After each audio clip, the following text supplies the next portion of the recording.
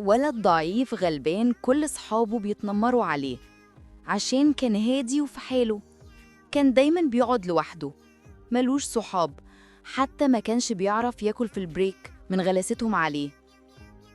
بس كان لازم يقف مع نفسه ويشوف المشكلة ايه ويتغير. ابتدى تمرين لوحده فوق سطوح بيتهم عشان عرف ان في بطولة في المدرسة وكان عايز يكسبها ويغير فكرة الناس عنه. اعملوا لايك وسبسكرايب وشجعوه على التغيير. اتمرن وتعب وعمل مجهود جبار، وفعلا اتغير وبقى أقوى. وجاي يوم البطولة والتحدي، دخل وسط إعجاب واندهاش كل أصحابه وضرب الولد المتنمر عليه جامد، والولد المتنمر ما صدقش اللي بيحصل وخسر البطولة. بس الولد الطيب سامحه على غلاسته ونسي كل الزعل القديم ورجع مدرسته بكل فخر، وأصحابه كانوا مبهورين.